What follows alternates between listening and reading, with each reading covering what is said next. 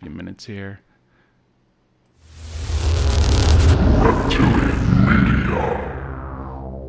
Media. As consumers, we are bombarded by it at every turn, like the Incredible Hulk being bombarded by gamma rays. But what makes some media endure, while others are banished to the forgotten black hole of obscurity, never to be heard from again? Who or what decides this? Hetero life mates Steve and Yahel want to know, and they want to know now. This is Obscurity Now.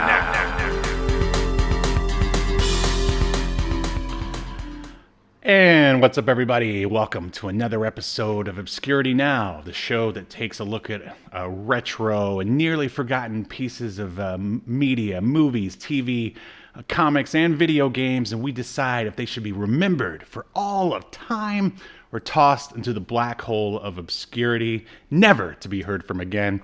My name is Steve, and with me is a guy who is staunchly against the Melmacian takeover due to their anti-cat policy. It's Yahel. And speaking of the cats, I gotta see what my cats are doing. I heard like glasses clanking around. Hold on. Well, apparently Yahel's cats have been driven to alcoholism. I mean, when I lived with him, it drove me to alcoholism too. So it really doesn't surprise me all that much. I can't believe he left the middle of the show to check on his cats. Oh well, that just shows you. Well, sorry. It's because I heard like what sounded like glass, and I thought one of my cats in particular can jump on everything and anything. So I thought maybe she was gonna knock a glass over onto the floor. Well, we can't have that. So no, can't. So, anyways, Steve, I heard everything you said. Good. 'Cause I have these Bluetooth headphones. So, I mean, I'll be honest. The alcoholism was already up before I started living with you, because we basically spent every Friday and Saturday night in a bar promoting our band. So it has nothing to do with living with you. Just sometimes Wednesdays as well.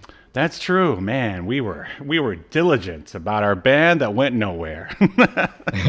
Hey, we almost made it to Fuse's Battle of the Bands. If it wasn't for our drummer. Yep, they're the worst. Yes, you know what? Let's start up an entirely new podcast, the Anti-Drummer Podcast. Just talk about how much they suck, or how they don't really suck. They're just a superstitious and cowardly lot.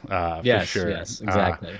Well, can't really segue off of that, but so, are you ready to talk about Alf here in 2021? Yahel Velazquez. Yes, just what I thought I would be doing at 41 years of age, discussing Alf. But it's not the Alf show. It's not even the Alf animated series.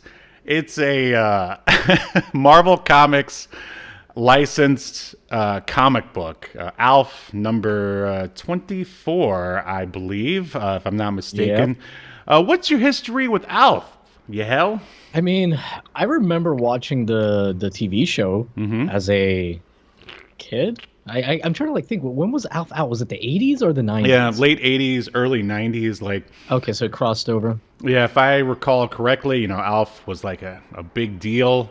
And then until the Simpsons showed up and completely sort of just, at least in the kid realm, Bart kind of took over for Alf. In fact, in one of the commentaries for one of the episodes, they said Alf was the most sold poster at book fairs and stuff for, I don't know, for however many years until Bart showed up and dethroned him. I believe it, man. Alf was huge. I had an Alf plushie thing, I'm pretty sure. Oh, I still do have one. I bought it from a flea market. Yeah, I'm not surprised after hearing your thoughts about Alf's hot girlfriend. Hey, we're going to talk about her in a minute. And oh, I'm sure, Steve. I'm sure you'll in great you'll make detail. Sure that we do. Oh yeah. And also, if you're only a listener to the show and you've never seen our intro, Alf is actually in the intro. So, we're I don't know, paying homage to the great This Alf. is the episode that's got a scene from the intro in it. You know what I'm talking about? Like in like old TV shows that had like long themes, and then you'd be like, oh yeah, this is the whatever. Don't worry about You mean a clip show? You mean a clip show? Like what are No, those? no. Just I don't know. As a kid, like whenever like I was watching TV Mm-hmm. and an episode showed up that had like a clip from that episode that's used in the show's intro, for whatever reason, I got real jazzed about that as a kid. but kids are dumb. Kids are dumb. No, they're magical. They're magical. Like I think some of them. Mine is okay. So, Yeah, Steve, yours is the best. I heard the best kid. did you even get a chance to meet him yet? Yeah. Remember, he was scared of me. He's scared of everyone, but anyway. Or maybe scared is not the right word. Suspicious. Well, the long black hair, the way you carry yourself, the cranial proportions that represent the average human. That's a little phrenology humor there for you. The smell of alcohol from the previous night. The fact that you were throwing up cigarette butts. Yeah. I mean, he had reason to be suspicious. Yeah. He said I smelled like failure, which I thought was... Well, he knows that smell from his dad, I think. Okay. Right. But after this episode, that smell for both of us is going to go away.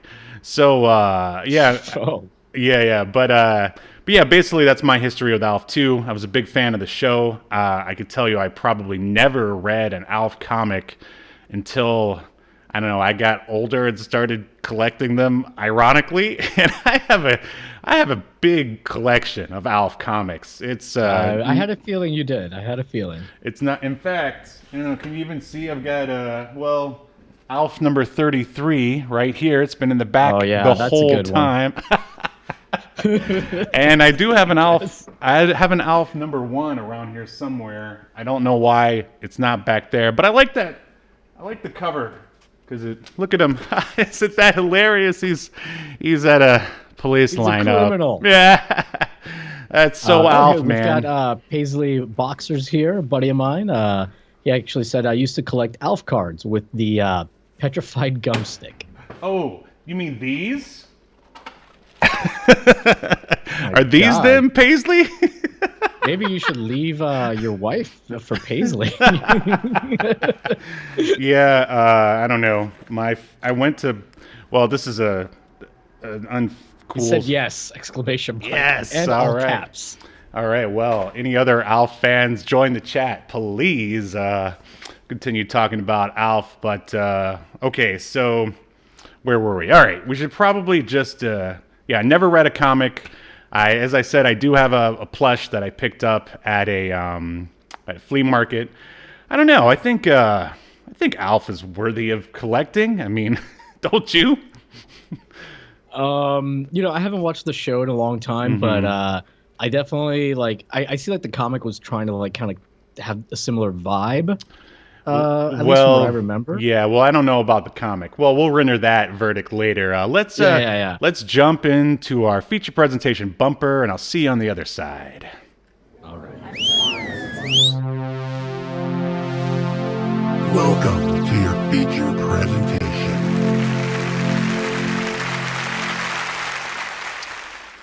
All right, and here we go. This is the exact issue that we are going to be going through here. And if you're only listening, you're going to miss out because we're going to actually flip through this digital comic and, I don't know, just point out the highlights if there are any. But before we crack the cover of this bad boy, we got to talk about the people who created it. And I got a lot of this info from... Well, before we get to the comic, let's just talk about Alf himself, who was created by Paul Fusco. Did you happen to drudge up any info about one Paul Fusco, Yahel? No, I did not. All right. Well, that's a fun name, though. Got some right here. Born January 29th, 1953. I mean, really, his birthday should be a day off for Americans, at least. He is an American puppeteer, actor, television producer, writer, and director. Best known as the puppeteer and voice of the title character on the sitcom Alf, for which he also served as creator, writer, producer, and director. And I hear sometimes he even ran craft services and was the janitor. Oh, okay. Yeah. So I did read that on slow days he'd also offer foot massages. Well, I would like to believe that, but I've actually had it on great authority that like it was pretty rough working on Alf. That like he never wanted to, like you weren't allowed to make eye contact with Paul Fusco. You had to look and talk to Alf and create him or talk to him as if he were a real person. Like even when the cameras are off? Yes. No joke. No joke. So now, do you think like is he? Because you mentioned he's an actor. Is he maybe like a method actor? And I think that's exactly it. Yeah. I mean, when I worked at Universal, we had some. I mean, nothing that strict, but you're never allowed to say like, "Oh, Shrek's getting changed in the back," or Billy is changing into Shrek in the back. He'll be out in just a minute. You had to keep up the magic and all that other stuff. Yeah. That's a little different, though. Yeah. I mean, you think the actors are in on the score. They've already broken kayfabe. Yeah. That's so weird, though. I can see how that would be very off-putting. Yeah. All right. So jumping into the comic book, as I said, this is Alf number 24. Alf, the series ran for 50 issues. Can you believe that? No. And it is your homework to read all of them. It ran from 1988 to 1992. The first issue was released. This issue was released December 15th, 1989, and was published by Marvel Comics on the Star Comics imprint. Do you know anything about the Star Comics imprint, Yahel? I don't think I do, but I do remember Marvel and DC having like these random imprints for a lot of like their non stuff that wasn't like in their normal universes. Yeah, they're licensed properties. Yeah, that's exactly what it is. Star Comics is an imprint of Marvel. Began in 1984, featured titles that were aimed at child readers, or often adaptation of children's television series, animated series, or toys. The last comic published under the imprint featured May 1988 cover date, although the Star Comics magazine continued through 1988. So even though it doesn't say Star Comics on the title, like if you open it up, it does say Star Comics up in the left-hand corner of your digital copy.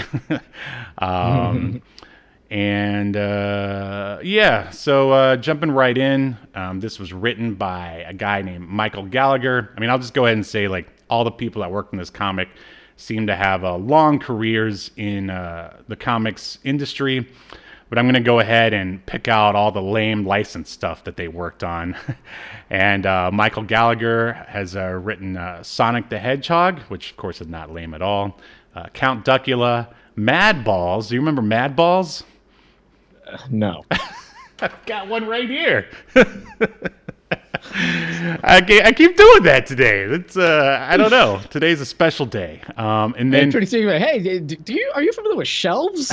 I've got some right here. I've got some right here. And then he also wrote Guardians of the Galaxy before anyone gave a crap about them. And then the artist is David Manik. He worked on Beetlejuice, Star Wars Ewoks, and What If, featuring World War Hulk, some of his newer stuff. Colorist and inker is Marie Severin. She worked on Adventures of Kool-Aid Man, Ewoks, and G.I. Joe. Kool-Aid Man, so he has a comic too. Great. Oh, I've got one. Not handy, but I've got it. I like collecting like bad, like licensed crap that no one else would want to collect. And then finally, the letterer, because I couldn't leave out the letterer. Rick Parker. He worked on Muppet Babies, RoboCop 2, the comic book, and Spider-Man 2099. I think everyone knows that. And okay, so I got a synopsis here by I went to leagueofgeeks.com. Surprisingly, there was a lot of information about this comic on here, which I wasn't expecting to find any. And this is a synopsis. There's 2 stories in this comic. The first one is about, it's kind of like a what if about Alf wondering what it would be like if his girlfriend from Melmac, I guess, had stayed. Okay. And so, all right, here we go. While thinking about the missing Rhonda, Lynn wonders what things would have been like if Rhonda had stayed. So Alf decides to check out that possibility with his what if computer. It's what if, get it? And it's called Rhonda's Residency. And then Willie gets injured and can't make the family's Thanksgiving at Grandma's and is stuck at home with Alf for the holidays in Thanksgive and Take. And then there's also a 1-page Alf gag strip at the end. Yeah, I did read that. Well, congratulations. Just because I thought it was like still part of the story, and then I got halfway through it. I'm like, wait, this is something else. But I'm like, well, here I am halfway through the page. I may as well finish. Yeah, did you ever read Disney Adventure Magazine when you were a kid? No. Oh, because this seems like something that would be in that. But anyway, okay. Before we dig into the story here, let's take a look at this cover. Okay, so if you're asking yourself, why are we talking about Alf the comic in 2021? I just wanted to find something that had a comic that had something to do with Thanksgiving, and this came up on the list. But look at this cover. Do you see anything about Thanksgiving on there? No. In fact, there's like a very clickbaity YouTube style arrow. It's true. Yeah. Wow. And I mean, I know it's pointing at Rhonda, but I feel like it's also somewhat pointing at her butt a little bit, kind of like. Yeah. I don't know. This is a very weird cover, and I started wondering about the anatomy of the Melmacians. Yes. Because there's just fur everywhere. Yeah, that's something I'd rather not think about at the moment. But to those of you who are listening, Alf doesn't wear anything except a shirt, right? From what I remember on the show, right? Typical sort of cartoon kind of dress. I think Disney started that because Donald Duck always wore a shirt, never any pants for whatever reason. Yeah. So are there genitalia on the inside? Maybe they're. Anyways, it doesn't matter. This is it's not covered in the story we read. So this is like Star Trek talk, isn't it? This is what you Trekkies talk about. What's the deal with Spock's genitalia?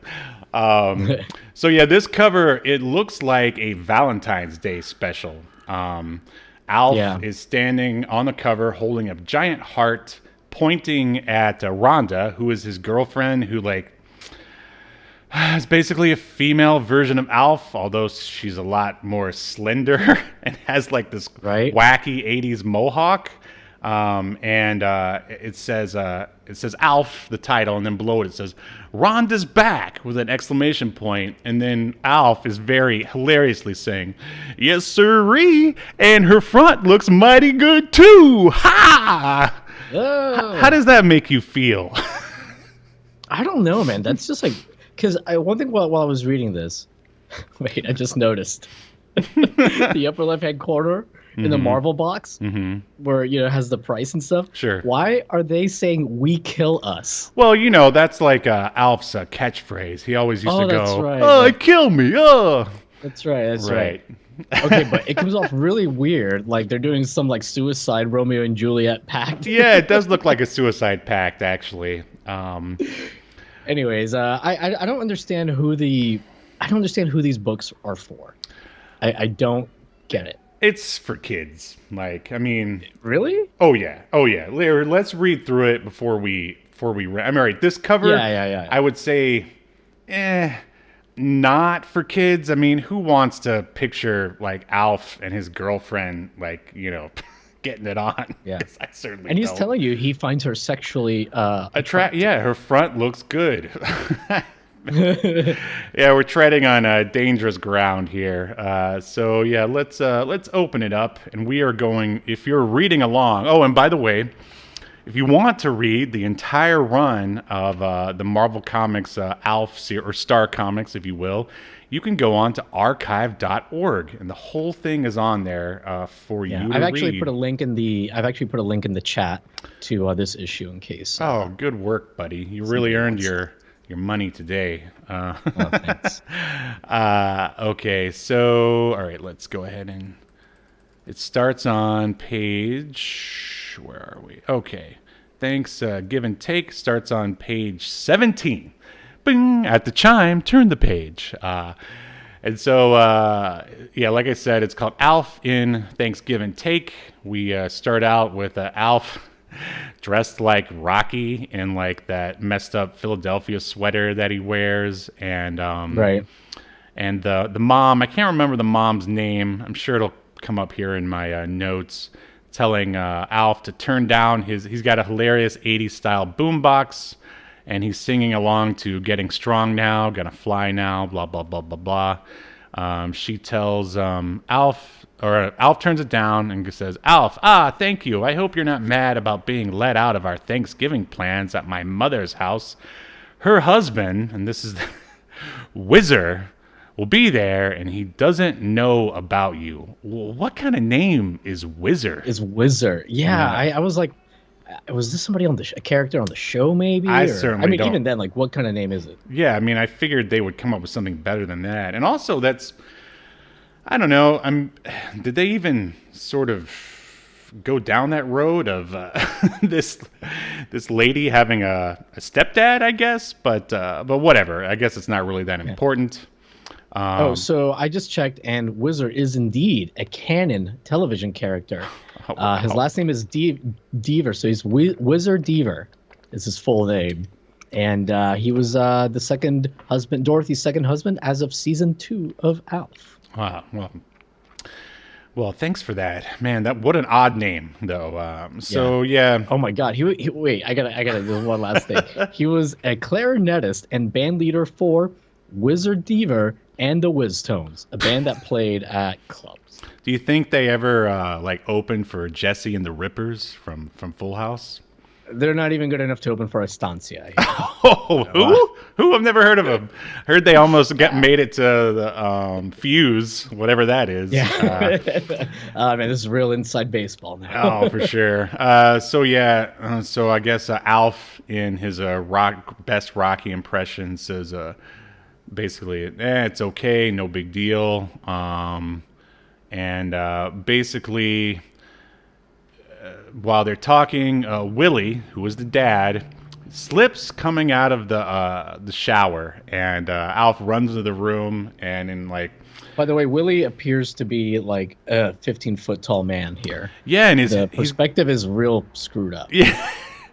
And looks like he has a full head of hair here, and I'm pretty sure he was balding through most of the TV show. But they had to sex him up for the kids, I guess. Well, I guess before we get too much deeper, how would you describe the art here?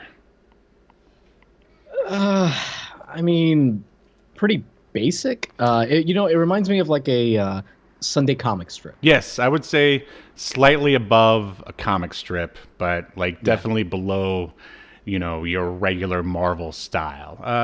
Just something colorful I think it's pretty colorful. I think it's decent, just, for a cartoon style comic. But aside from the giant Willy here, wait, that sounds really bizarre. Anyway. I mean, there's definitely some some shortcuts taken. There's I think it might be the next page where the family, when they're leaving, they're just done in all black, even though they're in the same room as Willie and Alf, and they're in color. Right. Just stuff like that. Sure. Make sure some shortcuts throughout this. Yeah. Oh, especially with the writing and so-called comedy. Yeah. So anyway, and the backgrounds are nearly non-existent in some of these panels. Right. Oh yeah, that's a great way to cut corners in the comic book world, or so I hear. So Alf and the mom run into the room. Alf is doing his I don't know whose shtick this is, but he's like, darling, lamb chop, angel cake, tabby, pudding. Kind of sounds like something that Harley Quinn would say or something. Yeah. And they discover that Willie has slipped coming out, and blah blah blah. It basically makes they're like, oh, should we stay home? He says, absolutely not. You go ahead to Grandma's house, and I will stay here with Alf. So, by the way, in the chat, Paisley said that this fits nicely in with the narrative that gets told in the Ben Stiller film Permanent Midnight. Is there like an Alf reference in that? Is there? I remember he was on drugs. Or he was playing a drug addict in that. Alf was playing a drug addict in the Ben Stiller no, movie? Ben Stiller was. No, I know what you mean. Right. Okay, so moving on. He says to go on ahead. For some reason, Alf starts singing "Swing Low, Sweet Chariot." And oh my God, the entire movie, he says, is about him being the writer of Alf. Oh, okay. So yeah, right. He's playing an industry guy, I guess. Strung out on heroin. Wow. Okay. I've always, I know I started watching that movie, but never finished. This movie sounds good. I have to check it out. Yeah. Back before Ben Stiller became a joke. Anyway, so yeah. All right. So basically, family leaves, and Alf starts playing his music. He says, "Hey, Willie, you need anything?" Oh, and this is like I don't know, I guess a comedic trope that I hate, where he has to like make little wacky versions of his name in every single sentence. So he's like, need anything? Willitree? A little song? A little dance? A glass of seltzer with red ants? What? I mean, were they just desperate to make a rhyme there? And of course, Willie's just like, Alf, there's just two things I want from you: peace and quiet. And he yells it. So I guess that's kind of funny. And Alf's like, hey, okay, I can take a hint. I didn't fall off the catnip truck yesterday. And so, all right, so Alf gets the idea that he wants to, that Willie is actually just grumpy because he's missing out on Thanksgiving. So he's going to go ahead and make Thanksgiving dinner for Willie, one that he'll never forget. So, I mean, which actually sounds kind of sweet if you ask me. Yeah, I mean, it's a nice gesture, I suppose. Mm-hmm. But I wonder if Alf's going to mess it up. Do you think he'll mess it up? Oh, I don't know. So I don't get this joke either. Are you with me on page 20? Yeah, I'm following along. Willie goes, Alf, what's all the activity out there? And then Alf speaks. It says in the little dialogue box below, or caption box, that it's Klingonese for aye, sir. So, all right, I get it. There's two eyes, because basically what they did, they drew these things inside of the dialogue bubble. There's two eyes, but what's that thing below it? What's a sir?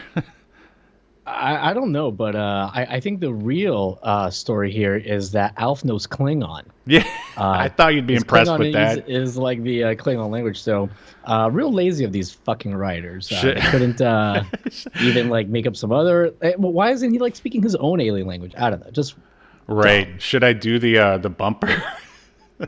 Yes. I think so. Let's do it. There we go. Oh no! We've just entered another Star Trek connection. I would kill to see Alf on an episode of Star Trek, like maybe not the classic ones, but like these newer like crappy ones that aren't that great. Like an episode of Picard, if he showed up, like that. Him and Picard like teaming up to kick some ass. I'd watch that. That would be better than that'd be much better than the usual stuff that they've been producing. There's an episode of I think it's Webster that like Webster ends up on the Enterprise and like Worf is in the episode. Oh my God, that's crazy. Yeah, we might have to take a look at that in the future. Yeah, it's pretty awesome. Like they shot it like on the sets of TNG, and nice. Yeah, pretty nuts. Awesome. So okay. I was getting real desperate for Star Trek content when I sought that out. That's awesome, though. All right, so basically Alf is still talking to Willie here. he says, "I cannot mel a lie. I'm cooking you that frozen turkey in the free dressing." And he goes, and Alf is now holding the turkey dressed in the little boy's clothes. And he goes, "What do you think? Eric's toddler duds fit him fine. On Melmac, a doomed bird was always allowed to make one last fashion statement." Who comes up with this stuff? Yeah, I don't know, man. This is. I guess it's an excuse just for the sight gag of a full turkey dressed as a little boy, which is really bizarre looking, if you ask me. It's like borderline Eraserhead kind of nightmare fuel. So Willie says that's not necessary, Alf. And he's like, "Sure, it's Thanksgiving. It'd be like not having a seashell souffle on Laugh at Your Uncle Day." And like, it's just weird, bizarre references to Melmac, which, you know, that's, I guess, their sort of comedy crutch is that nobody knows what they celebrate on Melmac, so they can come up with whatever they want. Right, but like they didn't come up with anything funny. Is the No, problem. not for this. Like, this is, well, we'll render that verdict. Let's just get through the story first. Alf says he spent 12 years in pre-chef school for some reason. And then as he's leaving the room, Willie yells out, "Promise me no bizarre ingredients, no clams, octopuses, or styrofoam."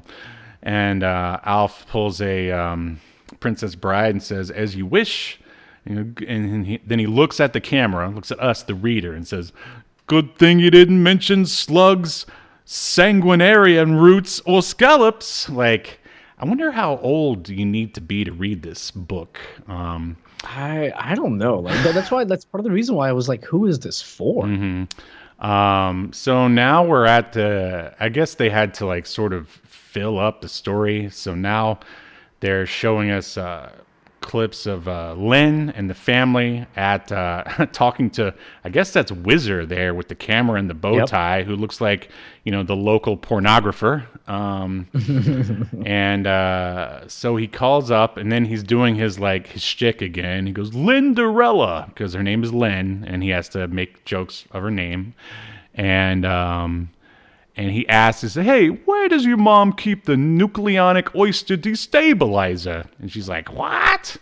And basically goes, "Oh, we don't have one." He goes, "Oh, well, no big deal. I can just use the blender." Hey, didn't. Why didn't he just use the blender from the beginning?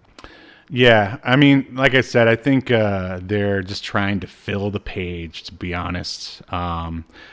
Yeah. And so and the Wizard turns to Lynn and says, "Ready, Lynn." And, you know, I mean, that the noises. Well, and Lynn seems to, you know, she's be up for into any it. kind of scene this pornographer wants to make, because she says, "Yep, for just about anything." Oh, this is Brain Jack. She's This ready. is the beginning of Brain Jacked all over again. Right. She's ready for just about anything, just like the Wiz likes it. Oh, man. Way to make I lemonade out of lemons here. Yeah. I can't believe that Oprah made a movie about Whizzer. Yeah. What?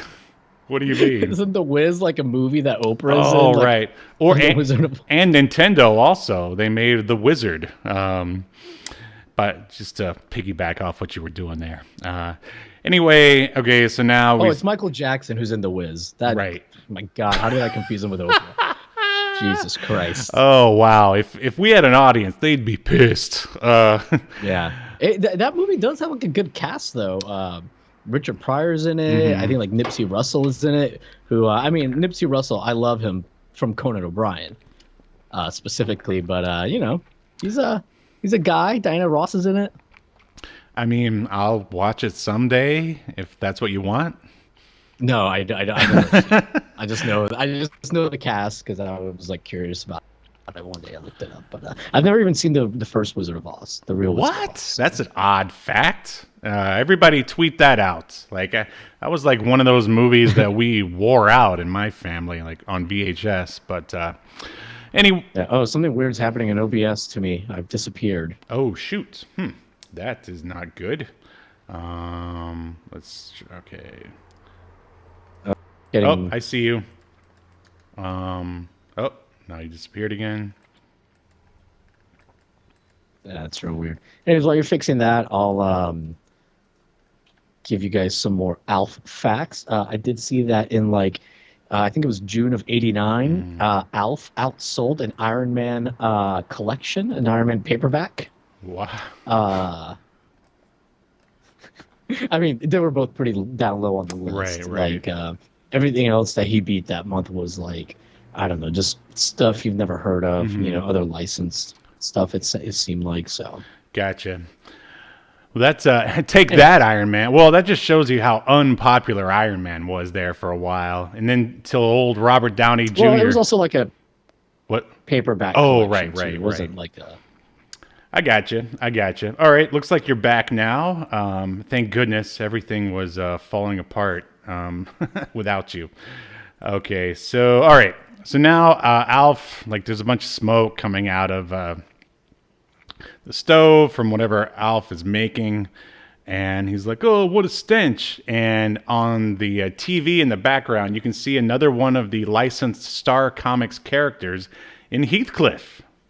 There you go, Yeah. a little inside reference there for you. I don't know. I just thought that was something. Yeah, and I will say I actually liked. This is one of the things I actually really liked was because Alf, he likes eating cats or whatever. Mm-hmm. So of course he would be distracted Oh, by look at that. the Heathcliff,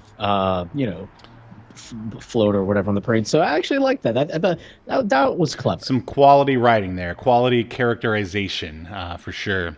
Yeah. So Alf gets a fan to waft out the smoke, and then Willie starts screaming from the room, "Alf, come here! Oh, the smell!" And he's like, "That's it. I'm walking the last mile, just like Melmal Capone." I mean, I guess that's their version of Al Capone and Melmac. And then he gets into the room, and Willie goes, "It's absolutely wonderful. Yum! It's making my mouth water." And Alf does what? Double take, just typical cartoon stuff. And Willie's he looks so sort of ravenous and perverted. He goes, "It's made me forget all about my sore back, Alf. Oh boy, when do we eat?" He goes, "You're right. It does smell good in here." And Alf runs out, and then he calls him. So I have a couple of problems. Please, I want to hear about it. So Alf knows then that what he's making Willie isn't gonna like, because Alf is surprised that Willie is like, "Oh, something smells good." Mm-hmm. So that doesn't make any sense. That Alf is like, "What? You think what I'm making smells good? Then why are you making it the way you're making it if you know he doesn't like it?" But number two, then Alf says, "Oh, it does smell good." So Alf actually does like the real regular, because we're gonna find out that it's basically like the next door neighbor's turkey that. Spoiler alert.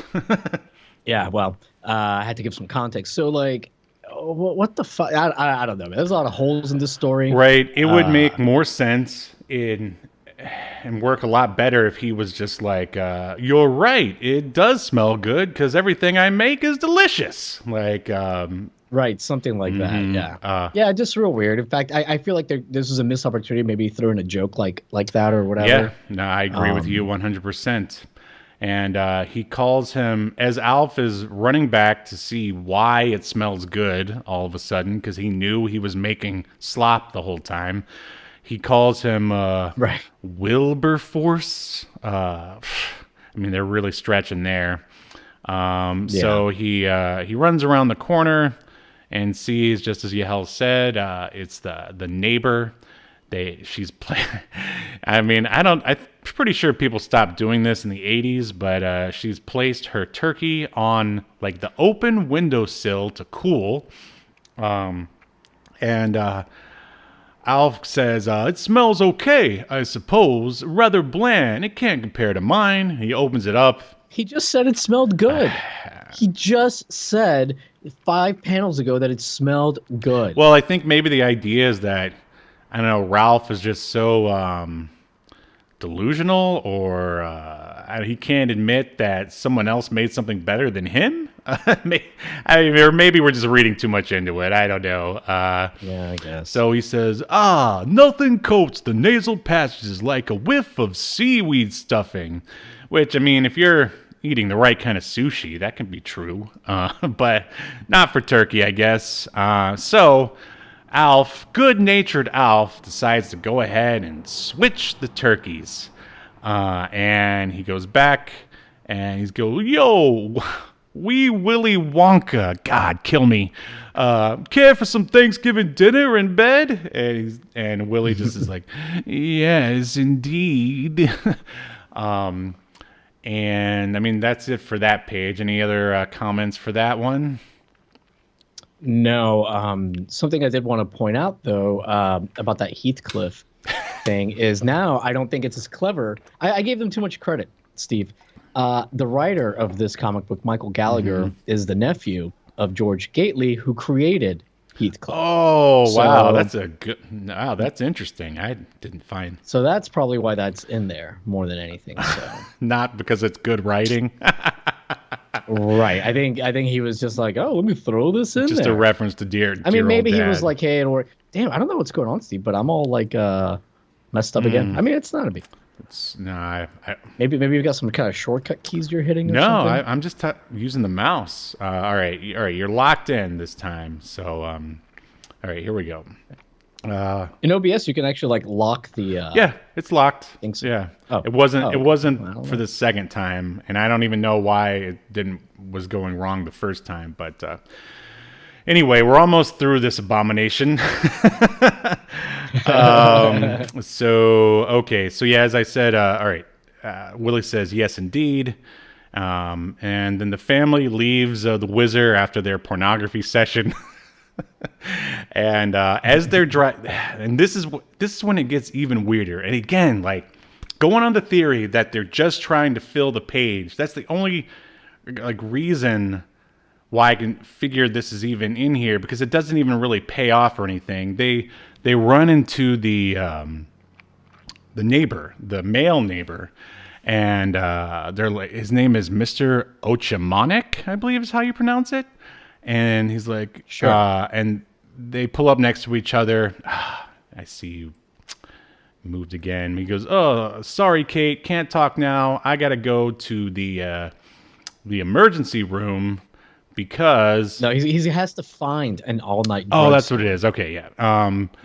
Which is funny because, like, back then, like stores weren't like open 24 hours all the it's time, cute. and yeah, he couldn't look it up on his phone. So this guy literally, like, it took me back to he literally has to drive around. He had to find one that's until open. he finds like some place that's right. open. Yeah, these days you just go to a CVS and pay double what you would have paid at like Target or Walmart.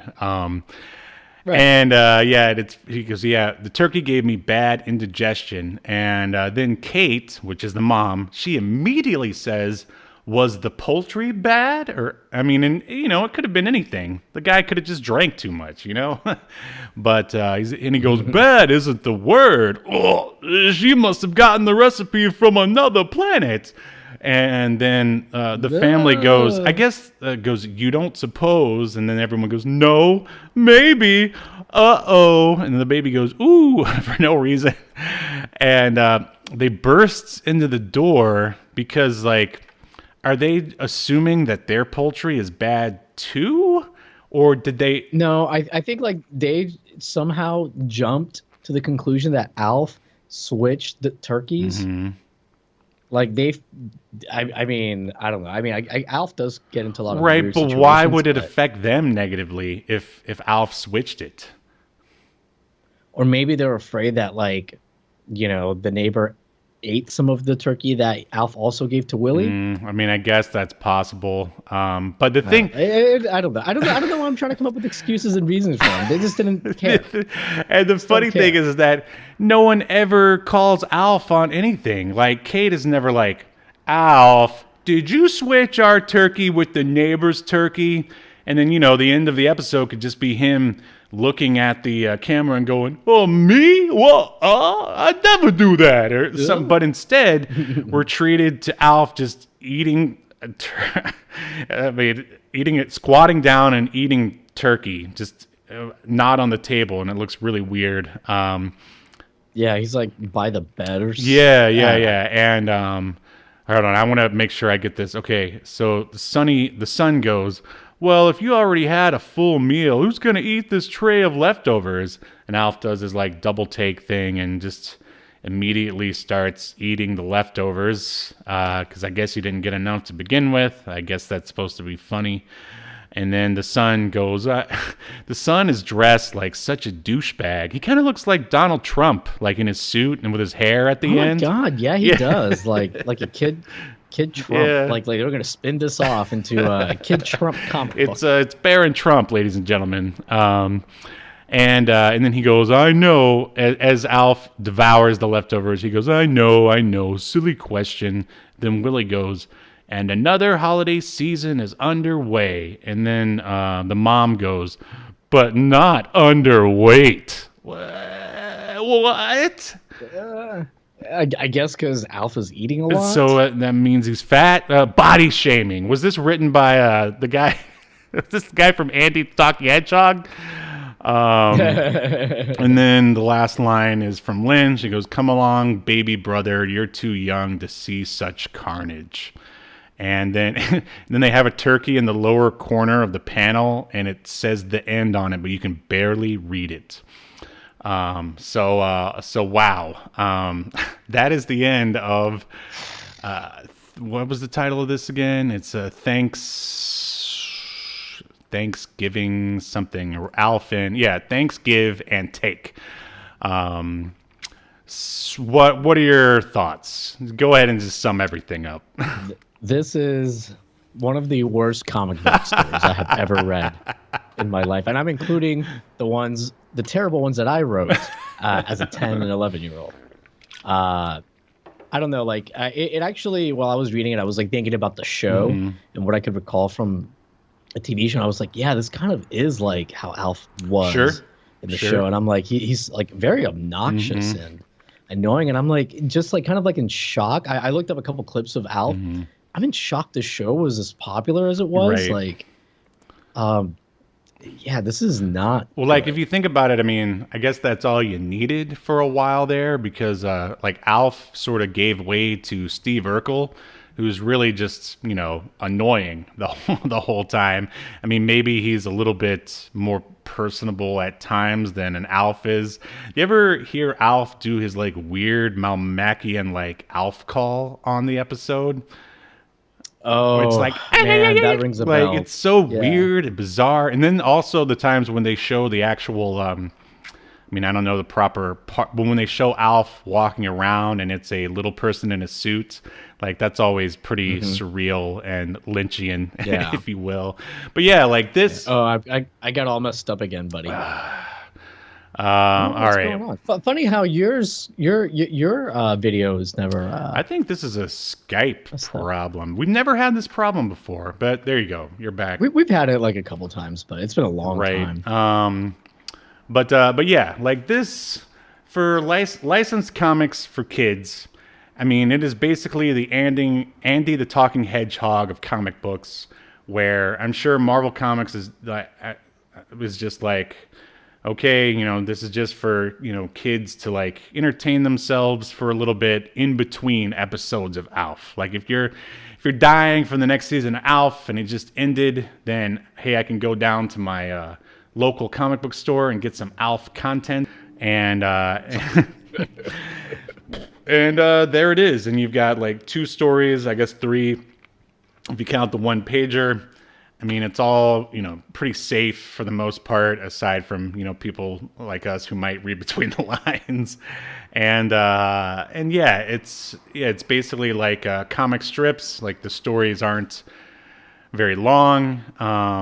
Right. But at the same time, yeah, they aren't funny. I mean, I think I remember reading comics like this as a kid, and like an Archie or something, being like, this isn't really funny. Like, it's just like, oh man, Archie is much better than this. Sure, I'll agree with that. This is basically a shameless cash grab. Like, they're like, at least like Archie, I used to read Archie a lot growing up, and I'll agree, it really wasn't like very rarely was it funny, even to me then as a Right. kid. But the stories at least like made sense. Like they had like a start, beginning, and end, and like a cohesive plot. Sure. This is just like, I don't know. What are we gonna put on this page? I don't Right. know. Oh, we need to see the family here in the middle of their pornography session. Just do it. We got pages to fill here. Come on. We got to get out the next Spider-Man.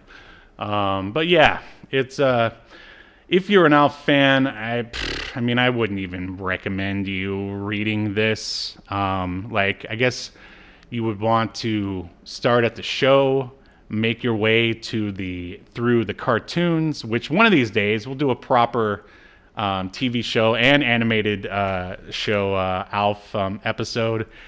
And then if you're really desperate for more Alf content, then maybe start reading them. But I think, I mean, even when I got my collection of Alf comics, I think I maybe read number 1 and then a little bit of number 2, and that was all that I needed. Like, that was like, it's all the same crap is what I'm trying to say here. Just basically throwaway kind of disposable entertainment. Yeah.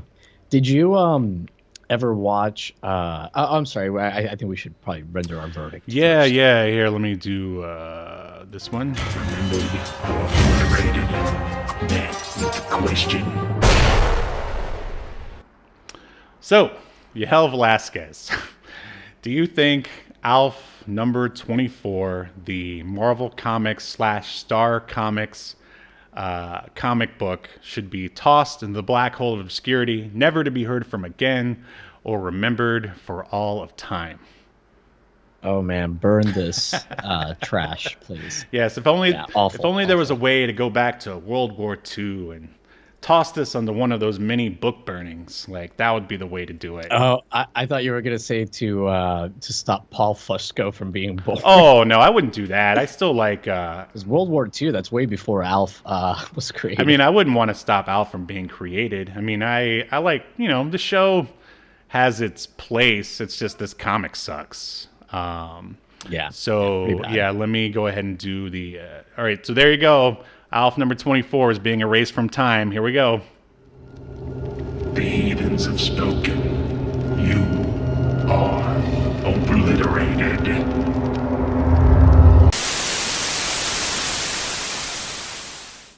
And there you have it. No more Alf 24. Like, if you go to the back issues, there's not going to be one there because we just erased it from all of reality. So, did you? Well, you probably already know this, being the Alf maniac that you are. Mm-hmm. But I noticed that the last issue of Alf, issue 50, the cover is like this picture of the real Alf. Mhm. With like the cartoon Alf standing in front of him, and he says, "Ha! They kill me," and it says like canceled. Right. Over Yeah, they had, the picture, which is like that's pretty funny. that's pretty. Yeah, that's pretty funny. Yeah, they have some good covers. Like Alf number 1 has the real Alf on it too. It's just I mean, they knew, once the kid buys it, like, I guess they can't really return it. And plus they're like, hey, it's kids. What do they know about quality comedy? Hey, like, all you need to do is take someone's name and keep rephrasing it. Isn't that right, you hellarella? Yep, Steve Bino. Steve Abino. I don't know, man. It's Steve Areno. At least that's what my dad used to call me sometimes. Sure, Steve Pendus. Steve Pendus. That one's funny. Sounded better in my head. It was good. I like that one. But did you watch the Alf movie that they did after the show? Project Alf? I started that's one I want us to do an episode on. I started watching it, and for whatever reason didn't finish it. Did you see the whole? I can think of a few reasons not to finish. Did you see the whole thing? I'm pretty sure I saw it when it came out. So I haven't seen it since like 95, 96, whenever it came out.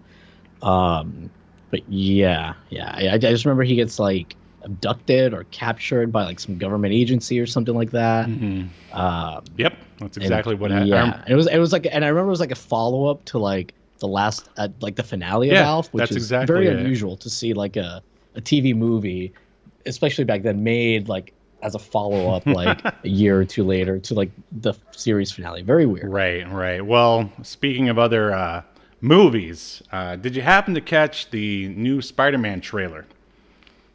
I did. I happened, quote unquote, to catch it because you told me to watch. What? I did no such thing. Well, the internet wants to know. What are your thoughts? I was the only reason why I hadn't watched it was because I want to see the movie and I didn't want to have anything spoiled. Oh, I'm sorry. I'm sorry then. But no, but it's okay. I mean, it was going to be hard to avoid, Right. you know, hearing stuff about it anyways. But and the trailer doesn't really spoil anything that most people don't already know. Right. So, but dude, I actually really liked the trailer. I thought it, you know, a lot of times these days, like trailers give away too much. Sure. And when I saw it was 3 minutes, I'm like, oh God, they're going to like give everything away, but they really don't. They just like tease, they like tease everything, but they don't really go into it too much. I like that Doctor Strange is a big part of Me it. too. I really like Cumberbatch's portrayal. Cumberbatch. What do you say? Hey, to me, he's Khan, you know, from Star Trek Into Darkness. Sure. One of the worst Star Trek movies ever. Poor guy. But, Poor guy. Yeah. But yeah, what did you think about it? I actually am really looking forward to it. I want to feel that way, and I do somewhat. It's just when they have their little like the dialogue exchange when Doctor Strange is like, "Please Scooby-Doo this crap." Like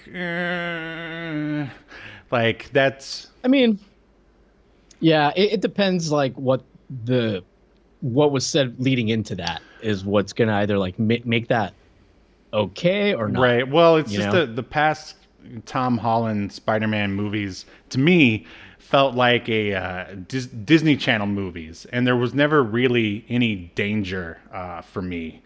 Like they did a great job building up the Vulture as a villain in the first one, Homecoming, I believe that's what it's called.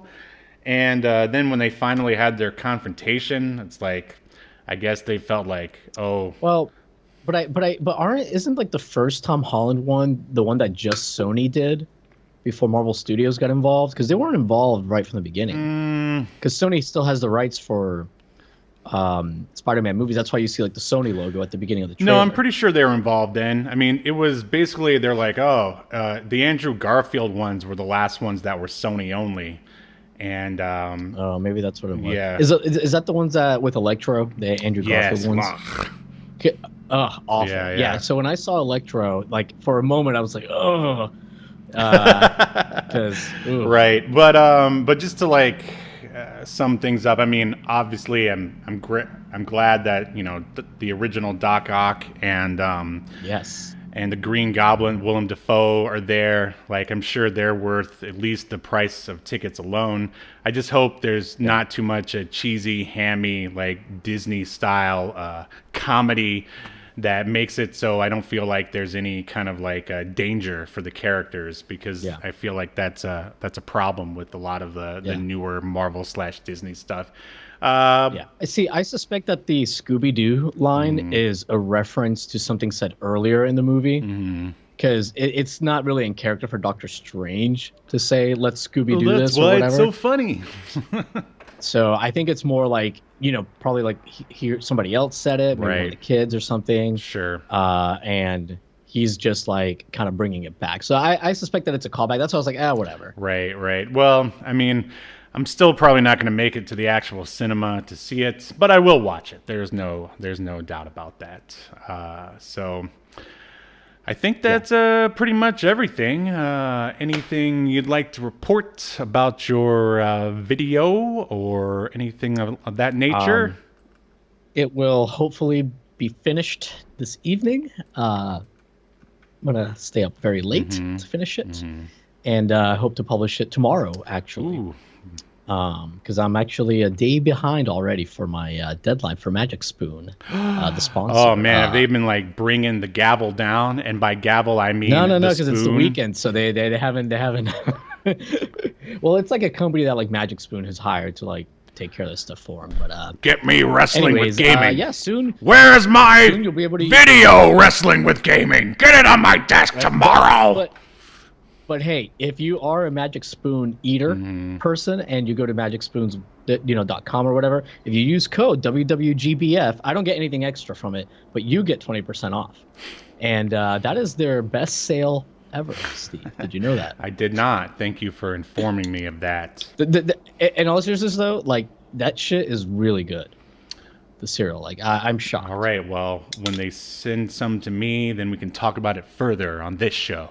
But what are you up to? Oh, same old. Just trying to script out the rest of issue number 1 of Escaped Earth.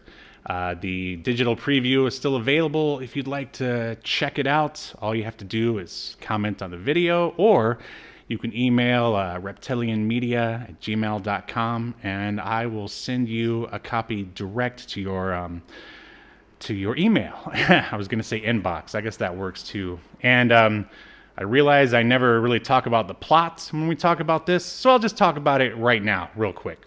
It is about a thief from this intergalactic sort of from Melmac, I believe, right? Man, could I get Alf in my comics? That'd be awesome. He's from this sort of dystopian prison city, and basically after he steals something, he crash lands onto prehistoric Earth, which of course is filled with wonderful dinosaurs, and he meets a woman there, a savage woman, and together they have to work together to fight not only dinosaurs but the people who are after our hero who stole this magical thing. So that sounds interesting to you? Once again, email me or comment, or also you can always comment on the Twitter as well, Reptilian Media on Twitter, and that's pretty much everything, man. I read the what are you calling it? An ash can? I think only people from the 90s remember that they were called that, even though it clearly says that on the cover. But yeah, digital preview. Yeah, and it was really good. Like I told you before, really professionally made. The story is good. There was more humor in it than this fucking Alf story. I can tell you that. Although Steve, nobody's added Arella to any names in your comic books. Oh man, I got to go back and do another draft. Yeah, you better rewrite. Yeah. No, but it's really good. Better than Magic Spoon even. Whoa. Oh wait, no, Magic Spoon's paying me. It's almost as good as Magic Spoon. Well, if only Magic Spoon would pay me, I could have the lead character just eating it for no reason. Yeah. But yeah, well, I think that's gonna do it. Oh, last thing, on December 5th, I will be on another podcast talking about this podcast and the comic, of course.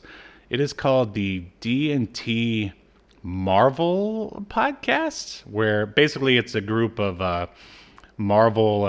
It's called Marvel D&T Evolution. That's what it's called.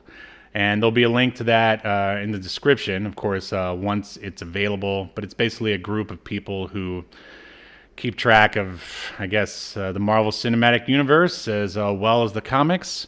I already told them I'm kind of a lapsed Marvel fan, but they still want to have me on. So we'll see how that goes. Other than that, I think that's everything. Great. All right. Well, like, share, and subscribe. Tell your friends. And make sure you join us next week, where we will be talking about Thanksgiving to round off our. Yes, I'm excited about that. Yeah, me too. To round off all of our Thanksgiving fun here on Obscurity Now, and we'll. Oh, and Steve, I think we should point out for the listeners, in case they do want to check you out on that podcast, it's the Marvel D ampersand T podcast. It's not like D, the letter N and T. It's D and T. Right. Evolution. Thank you for that. Thank you.